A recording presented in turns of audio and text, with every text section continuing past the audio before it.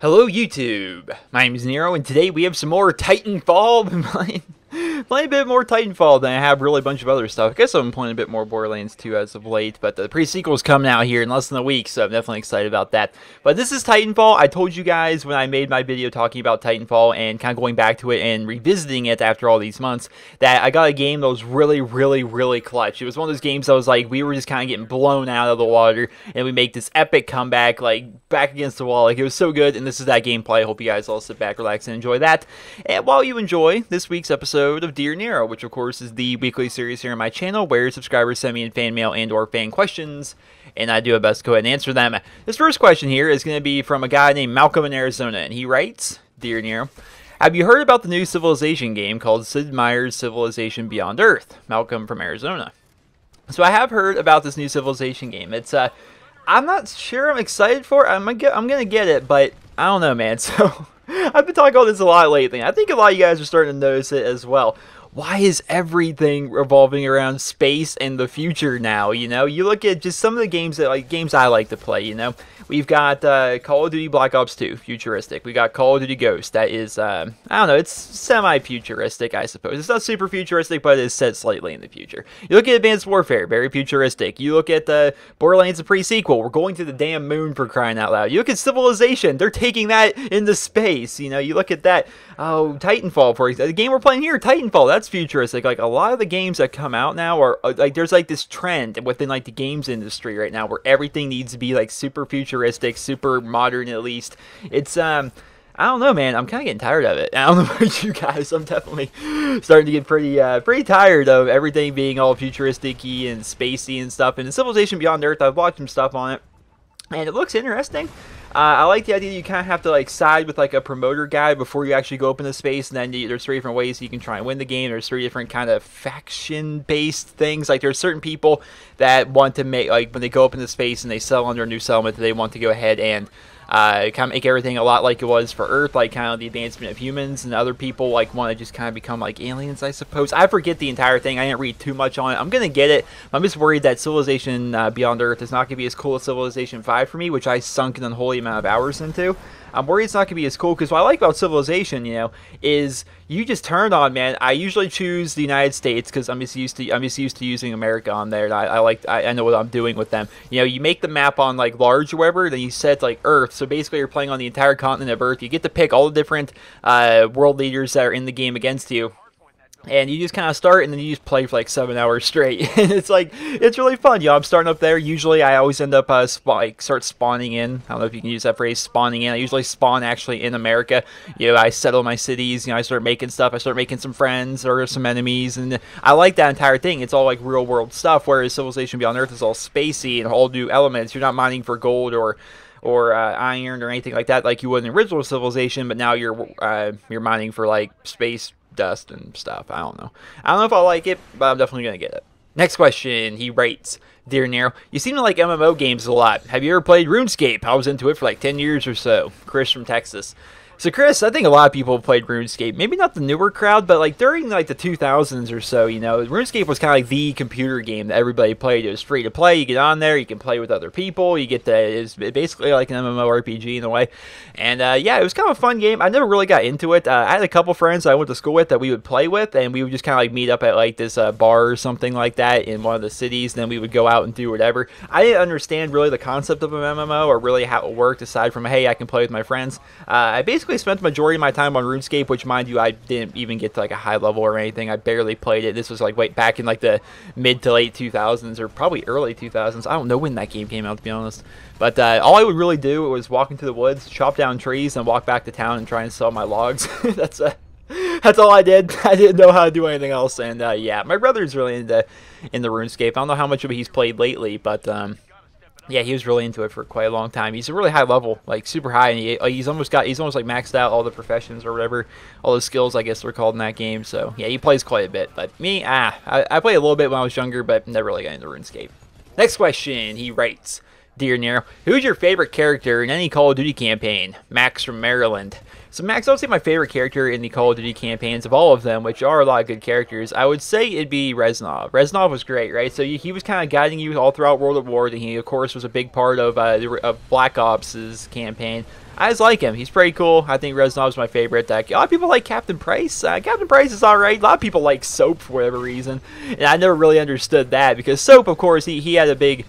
he was a big deal during Modern Warfare 2, I suppose, but Soap was who you played as in Call of Duty 4, and of course, whatever happened to him in Modern Warfare 3, I'm not going to spoil it in case you guys don't know, but stuff happens to him in Modern Warfare 3 that may make you not like him as much, or, you know, it's whatever. It's whatever. You know, I don't really think too much about Soap. I don't think too much about Captain Price. I like Reznov. I think Reznov is probably the coolest of the characters. Oh, of course, Woods. Woods is pretty awesome as well. I don't know. Something about the Treyarch characters to me are a little bit more interesting. I don't know. Next question, he writes. Dear Nero, I'm a Call of Duty fan, and I'm thinking about pre-ordering Advanced Warfare. Do you think I should or not, just in case it's a bad and I might waste my money? Bruce from Canada. So Bruce, I would say you're probably good. You have my go pre-order Advanced Warfare. Pre-order any Call of Duty, really. See, because pre-ordering can be really good, it can be really bad. See, I live in a very small town, and all we have here is a Walmart. That's where I get games. There's not even like a GameStop within 30 minutes of me. You know, they're all pretty far away. You know, closest thing I have is Walmart, which is like 5 minutes down the road. So I go there, and that's where I get my games. Once again, very small town. Like, I went to the midnight release of, like, certain different games. Like, I remember when Homefront came out, and everyone's excited about Homefront. I remember going to the midnight release for that. There was nobody there. I remember, trying to think of some different games, like Madden, like, this year's Madden. Actually, no, I didn't get this year's Madden to midnight release. EA sent me that. Last year's Madden 25, there was 2 people, including me, that showed up to get Madden. It's like, the Call of Duty ones usually have quite a bit of people showing up, like probably 8 or maybe 10 people at the most for the Call of Duty releases, but I'm pretty much guaranteed my copy. Now, a big thing about pre-ordering, especially if you live in a big place, is you need to pre-order a game to kind of reserve your own copy, to make sure you have a copy there waiting for you. That's kind of a big deal, right? If you live in a place of like any size whatsoever, and you have to go and you get your stuff from GameStop, there's no guarantee that there's gonna be enough copies there at GameStop that guarantee that you get your copy. If you pre-order one, there's a specific copy sent for you, and that's a good thing. And of course, you don't end up actually spending any more money by pre-ordering. You end up spending, I think, how's it work? I haven't pre-ordered tons of things in my life. I pre-ordered Titanfall, and I didn't even use the pre-order, so I'm not really big on pre-ordering. But doesn't it work like you put down $5, and then you go to go pick up your game or whatever, and they'll have a game there like set for you, and then you just pay the remaining $55 for the game? Is that how it works? And in doing so, even if you have to pay like $5 more or something like that, it's still pretty much a good deal, because if you pre-order like Advanced Warfare, you're gonna get a bunch of different stuff. You get the pre-order bonus map, you get the special weapons, you get the special exosuit, and all that crazy stuff, right? So pre-ordering Call of Duty is a good thing. Pre-ordering games that you're not sure you're gonna like, that's kind of crappy. Make sure you don't do that. So if it's a game that you're not entirely positive you're even gonna like it, like with me with Civilization 5, I'm not gonna pre-order Civilization 5 if you even can. I don't know.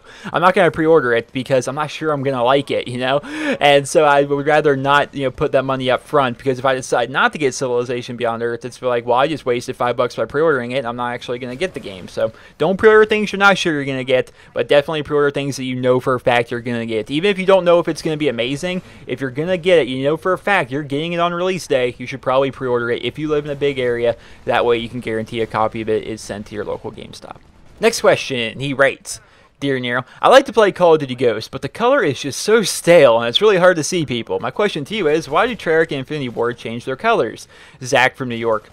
So Zach, that's a design decision on the part of the developer. Treyarch themselves, they like to have they're kind of a goofy, right? While they do try to cover like things like World War II and Vietnam, at the exact same time, they also try and do some stuff that is like a little bit more wacky, a little bit less serious than what you see with Infinity Ward style stuff. When you see Infinity Ward games, to me, it always seems like they're really trying to go super serious with everything they do. This is war. This is how it is, man. It's horrible out there.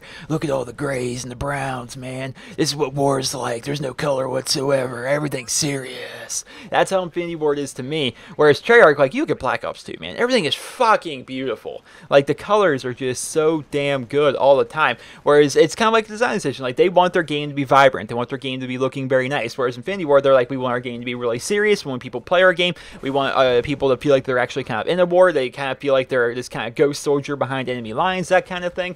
And that's just a decision that's made by the developer. They don't change their color because, like, hey, we're supposed to have the nice colors and you're supposed to have the browns and the grays. They don't like split up that way.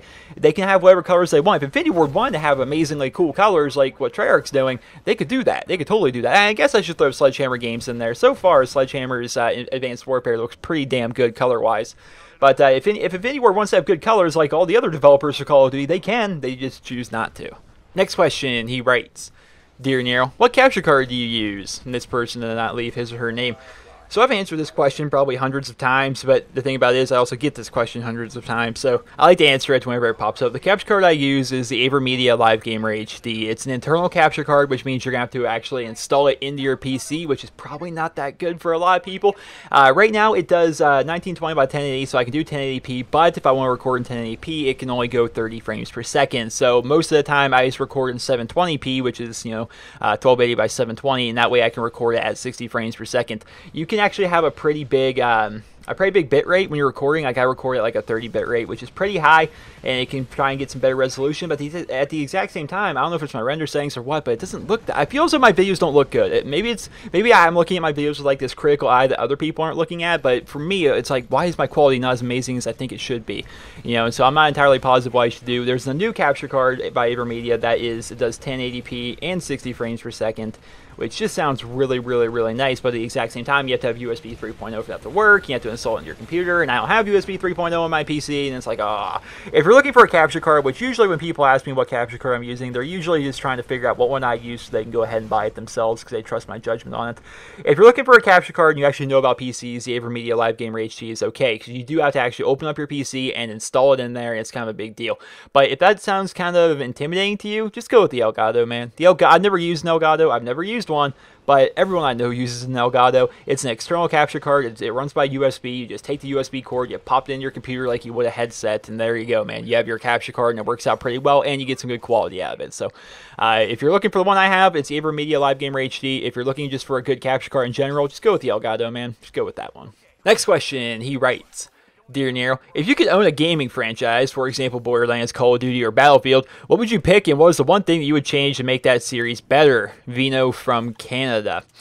So Vino, damn man, so it would be Call of Duty, because I like Battlefield and I like Borderlands. There's not really anything I'd really like to change about Borderlands. Like, I love that series so much. There is some things, of course, I think we would all like to change about Call of Duty. You say the one thing I could change, and that's a pain in the ass. One thing, man. God, there's so many things I would like to change. Okay, so if there's one thing that I would like to see really across the board, I would like to see the people that develop zombies for Treyarch, I would like for them to become kind of their own studio in a way, in that zombies would be featured in every single Call of Duty game. The Treyarch games, the Sledgehammer games, the Infinity Ward games, zombies would be featured there. It would be a continuing story, like with every single Call of Duty game going forward. Like, I don't know, the zombie story that we saw in Black Ops 2, which if you did the Easter eggs, you can kind of get the story, but if you didn't do the Easter eggs, you probably don't get the story. I like you do that, and then going into Call of Duty Ghost, for example, then I would continue on the story. Of course, we get new maps. Of course, we would get new guns and stuff. Then going into Advanced Warfare, continue the story, continue the maps, continue the guns and stuff like that. I think it'd be pretty neat. Of course, they kind of run out of material for the story, but regardless, I just like zombies. I don't even do story, really, when it comes to zombies. I just like playing zombies. I like surviving rounds and stuff like that. I think that'd be cool if that were in every single Call of Duty. There's a ton of things I would change about Call of Duty overall, but you only asked for one, so I guess if I had to pick one over the rest of them, I guess the co-op game mode would be universal across the board with Call of Duty, and it would always be zombies. I think that'd be something I would like. Some people like Extinction, I get that, but for me, it's just not for me. Some people apparently like Exo Survival, or they just like this Modern Warfare 3 Survival Spec Ops mode. Once again, that's not for me. So if I could change anything, zombies would be universal across all the Call of Duty games. Next question, he writes, Dear Nero, do you think Borderlands the pre-sequel will have a Siren DLC character in the future? From Luke S. So Mr. Luke, here's a little bit of lore about the Borderlands series here. So Handsome Jack actually kind of revealed to us in Borderlands 2 that there can only be 6 sirens existing in the universe at one time. So the sirens we have seen throughout the Borderlands series, there's Commandant Steele, who a lot of people believe from Borderlands 1 that was a siren, but she ended up dying, so she's not really on Earth anymore. Therefore, she is not one of these 6 sirens that can exist in the universe at any given time. So then we, of course, have other sirens that we've seen. We've seen Maya, who is a playable siren in Borderlands 2. We've seen Lilith, who is the siren in Borderlands 1. We've seen Angel, but we kind of found out what happened to Angel, didn't we? So with Angel not being there, and with Commandant Steele not being there, there's only 2 sirens in the universe at one time. There could be 6. There could be up to 6, but there's only 2. There's Maya and Lilith. Even in the setting of the pre-sequel, which is like kind of between Borderlands 1 and Borderlands 2. We know Lilith is alive. We know Maya is alive at that time. So they're both existing. So 2 of the 6, so there's 4 sirens left that can possibly exist in the universe at one time. So it's possible. It's entirely possible in the pre-sequel we'll see a siren character as DLC. If we don't, this would be the first Borderlands game to not feature a siren, which is pretty interesting. What if somehow one of the two girls, Nisha or Athena, the 2 playable Vault Hunters that are girls, what if they were to randomly, one of them happened to be a siren or something like that? That'd be pretty interesting. That would be pretty interesting. But yeah, it would be the first Borderlands game of the 3 that hasn't featured a siren, so that'd be pretty weird, right? I guess a lot of people like sirens. You know, a lot of people played Lilith in Borderlands 1, and because they like playing a siren so much, you know, they became Maya in Borderlands 2, and they like that. For me personally, I've never actually played a siren. Never played them, man. I don't know. I'm one of those horrible sexist scum people that don't like to play girls in video games. I'm not horrible or sexist or scummy, I suppose. I don't know. I just never really play as a girl in video games. I never really seem to do that. It's I always end up picking the guy for some reason. I don't know. In Borderlands 1, I played Mordecai because he was just way cooler than all the other ones, I thought. He was kind of like the sniper, the hunter guy. He had a pet bird. It was awesome. In Borderlands 2, I played originally Zero, who was kind of like the Borderlands 1. I think a lot of people going from Borderlands 1 into Borderlands 2, they just kind of chose the class so it was similar to what they liked. Like, for example, if you played Roland in Borderlands 1, you probably played Axton in Borderlands 2. If you played Mordecai in Borderlands 1, you probably played Zero in Borderlands 2. If you played Lilith in Borderlands 1, you probably played Maya in Borderlands 2. What was the other one? If you played Brick in Borderlands 1, I guess the only other option... Wow. So Brick, there isn't really anyone that's kind of like Brick, I suppose. The Gunzerker is kind of like Brick, but you're dual-wielding guns instead of dual-wielding fists, I suppose. So maybe people that played Brick went with the Gunzerker. I don't know. But, yeah, so it's definitely possible. It's definitely possible there'll be a siren. I don't know. I'm just excited for Borderlands, man. I feel like every time there's a Borderlands question, I go on for an hour about it. But I'm excited for that game, man. It's less than a week away. The pre-sequel's coming out. Go to youtube.com/NerosCinema. Link in the video description. You can check out my Borderlands stuff. And there's going to be lots of pre-sequel videos going up over on that channel. So it'll be pretty cool. It'll be pretty cool. Next question. He writes, Dear Nero, which Call of Duty do you think had the best campaign? Jacob from Arizona. So Jacob, I would say this is completely biased. Keep in mind, it's completely biased because it's my opinion. I like World at War's campaign the most. And the reason I like World at War's campaign is because you're actually going to places that happened in history. Of course, we're not reenacting things that happened in actual history. You know, we weren't, I don't know, like we didn't storm Macon Atoll in the exact way that we stormed it in the campaign in World at War. Nothing like that. But we were actually doing things that happened in World War II, loosely based off stuff that happened in World War II, which I thought was cool. We were going to actual places, doing things with actual guns. I don't know. It was just really fun, really enjoyable for me. I really liked the World at War campaign. I liked the story of it. I liked the connection you made to the characters. I liked the cinematic parts of it. I liked everything about the World at War campaign. I would say the Black Ops campaign is a close second to that.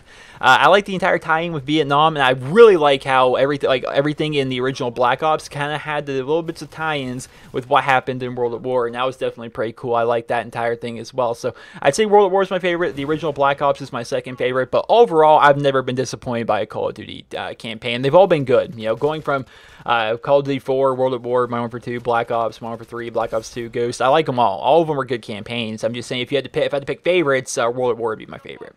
Next question, he writes, Dear Nero, I'm a new 9th grader at my school and I just started playing tackle football. We have already played 5 games and I have not gotten a lot of play time. I think I'm pretty athletic. I play lacrosse, soccer, and baseball. I've never missed a practice. I don't know what I'm doing wrong. My question is, what sports did you play in high school and did you have trouble getting a lot of playing time? Keep up the great work, Robbie. So Robbie, this is what I love about sports. This is why I love it here. So you say you're pretty athletic. You've never missed a practice, but you're not getting a lot of playing time. And why is it? The reason for that is because the guy ahead of you is better than you. That's what sports is about. I love that. There's no hand-holding in sports. It's so great. If you're not that good, you're not that good. No one's gonna give you a participation award. You have to actually be able to start the game. I'm not trying to attack you, Robbie. I'm just saying that's how sports is. And that's what I loved about sports. You know, I remember I was the backup quarterback in middle school. I remember that. I remember how much I hated that. I'm like, why am I the backup? I should be playing more. They should let me play a little bit. I want to play too. You know, that kind of thing. But then I realized, you know, he's better than me. That guy's a way better quarterback than me, you know. So they put me to a different position. I moved to a different position, and it turns out I was a lot better at that position than I thought I was. And in middle school, that position was running back. So I went to running back, and I was kind of happy about that. And it turns out I was pretty damn good at running back. And then once I actually got into high school, I was far too skinny to play running back because I'm about 6'3", and I'm about 160 pounds is what I was in high school. I've dropped tons of weight since high school. I'm like 140 now, but in high school I was about 6'3", 160, kind of like at my peak, at my prime, you know. And that was a really good height, and that was a really good weight to play receiver. And so I moved over to receiver, and I started receiver right from the get. That's how it was for me. I started receiver, and I also started safety, and I also started punter on the special teams. I wanted to play kick returner, but you know, I couldn't play kick return. You know why I couldn't play kick returner? Because I wasn't good. I wasn't as good as the guy that started at kick returner. You know, but I was the best punter on the team. I was the best receiver on the team, and I was one of the best safeties on the team because there are two. You know, there's a strong safety and there's a free safety. And I was a strong safety because I could apparently hit harder. That's what I like about sports. If you're playing sports and you're a backup and you're wondering why you're a backup, it's because the guy ahead of you is better. The coach's job is to win games. That's what the coach does. That's what the coach is there for. And he's going to put the people in the game that he thinks is going to be the best player, and it's going to give them the best chance to win. And if you're not that player, you're going to be on the bench. And that's what I like about sports. Nothing's given to you. You have to go out there and earn it. So if you really want to start in football, if you say you play a bunch of other sports, maybe you can just focus on those. But if you really want to start at football, but you're not getting a lot of playing time, you got to put in more time. You got to learn the playbook better. You got to start lifting more. You got to start running more. You got to start outperforming everyone else at practice. And if you do that, then you'll get moved up to the starting job. That's what's really cool about sports. Next question, he writes, Dear Nero, as Borderlands 1 and Borderlands 2 both have fantastic DLC campaigns, do you have any predictions or any particular ideas that you would really like to see for the pre-sequel? Also, as Handsome Jack's doppelganger has been confirmed as a DLC character, who else would you like to see return from the previous games as another playable character class? And finally, do you think Yoislea will have an Easter egg appearance like an NPC or a legendary weapon in the pre-sequel? Keep up the great work, from Aaron. So Aaron, lots of questions here. So Borderlands 1 and 2, they did have great DLCs. Definitely agree with that. What would I like to see in the pre-sequel in terms of DLC? I would like to see something that takes us from the moon. There's a lot of stuff. There's a lot of stuff that happened between Borderlands 1 and Borderlands 2, and we're kind of getting like the story fill in the pre-sequel, but between what happened in the first game and in the second game, which is kind of nice. But the setting is on the moon. Not too much stuff actually happens up on the moon. I want to see what's happening down there in Pandora. I want to see the kind of transformation of what happened between Firestone and Borderlands 1 and what happened to Firestone and Borderlands 2. I want to see that kind of stuff. I want to learn more about Sanctuary. Sanctuary was apparently a doll mining ship or something like that. I want to see stuff about that. Let's see some more stuff about Sanctuary, which would turn out to be like the main city in Borderlands 2. You know, I wanted some DLCs to take us down on the actual Pandora, and we can actually see some stuff that's going on down there. Kind of see the world as it's in transition between Borderlands 1 and Borderlands 2. I think that would be pretty awesome. What other characters I like to see from previous games as playable characters via DLC, maybe? Well, gee, I don't know. I guess bring back the Borderlands 1 Vault Hunters, but I don't think that would really fit in with the story, because I don't think either one of them were ever actually, like, I don't think any, like, Mordecai or Brick or Lilith or Roland or any one of those, I don't think they were actually ever up on the moon. So, honestly, I don't really care too much about having any like special DLC characters. I haven't really put much thought into it. The Doppelganger Handsome Jack, it's like, that's not even a character I'm really that excited about, and that's confirmed to be one of the extra characters that you can get via DLC. I'm not even excited to have him, so I don't know, man. I mean, my favorite was like Mordecai from Borderlands 1, so I suppose him, but I just don't see how it would possibly work out in the setting. And do I think Yoislea will have an Easter egg appearance? Hopefully. I think everyone wants Yoislea to have an Easter egg appearance in Borderlands, the pre-sequel, be it an NPC or be it a legendary weapon. If he's not, it's not the end of the world. Gearbox has come out and said they've heard everyone's kind of pleased to have Yodi in the game somehow. Be it there's that guy, I can't remember his name, because it's kind of a hard name to pronounce, but there was a player that really liked Borderlands and ended up dying. I forget how he died, and his friend kind of wrote in the Gearbox saying his friend was a really big Borderlands 1 player. He really loved it. Could you please put him in the game somehow? And in Borderlands 2, like 1 out of every 10 times or so you enter Sanctuary, there will be this random Vault Hunter that's walking around inside there, and you talk to him and he'll give you a random gun or something like that. It's pretty cool how they kind of immortalized him in there. A lot of people are wanting to have Yoislea in there as well, because he, of course, was the biggest Borderlands YouTuber out there. A lot of people loved him, and myself included. I was actually friends with the guy. Well, friends, using that loose. I was friends with him on Xbox. I played with him a few times, stuff like that. He watched my videos on occasion. I, of course, watched all of his because I love Borderlands. It would be cool for him to be in there. It would definitely be cool for him to be in there somehow. If he's not, I don't think that'd be the end of the world, because when an actual Borderlands 3 comes out, I would assume if they were going to do some kind of like a big Easter egg style thing, it would probably be in Borderlands 3. But if it is in the pre-sequel, that would be pretty awesome if he'd be in there. So yeah, that'd be great. Next and final question, he's going to write, Dear Nero, what is your opinion on 1v1s? I hear some people say they require no skill whatsoever, and other people say that it shows off your gun skill. So what is your opinion? Carl from Copenhagen, Denmark. So 1v1s, man, what are we going back? Are we going back in time now, back into 2009? I thought 1v1s stopped back then. Like, 1v1s were a big thing back in COD 4. It's like, oh, you think you're good at quick scoping? Why don't you 1v1 me? We'll see who's better at quick scoping.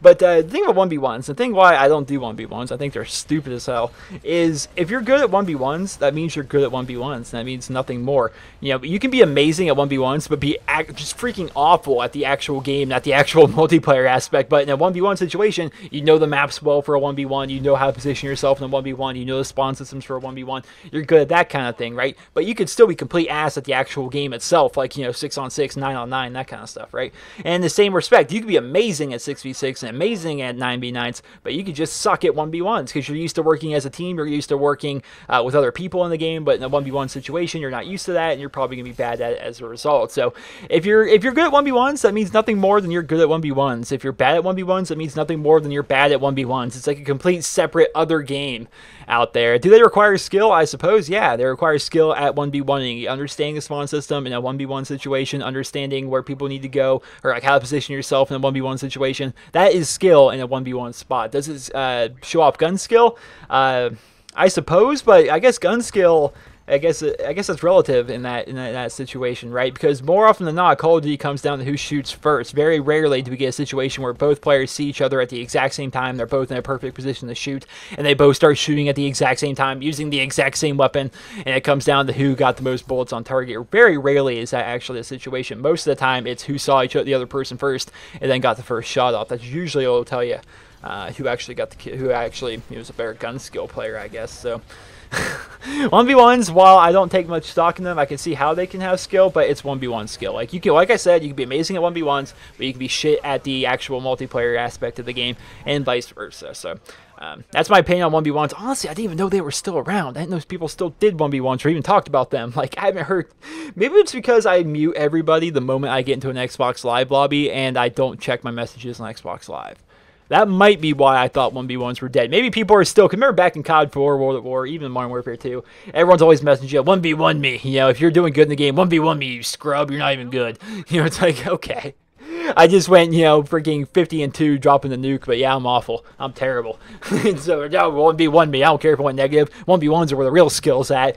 And yeah, that's how things used to be back then. So either way, I hope you guys all enjoyed this episode of Dear Nero. And if you did, please be sure to leave a rating where you guys feel the video deserves. And if you guys would like to send in your guys' questions for next week's episode of Dear Nero, simply send me a personal message here on YouTube. It's really all you have to do. You go to my YouTube channel, which is NerosCinema, of course. You go to the About button, and then from there, there'll be a Send Message button. I've heard from people saying that if you're on a mobile device, like you're watching on like your tablet or your phone or something like that, apparently when you go to my channel and you go to the About section, that there's no actual Send Message button there.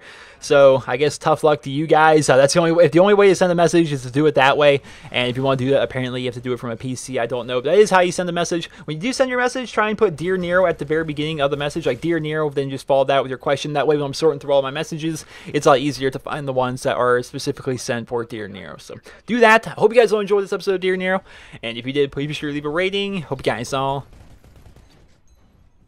have a wonderful day.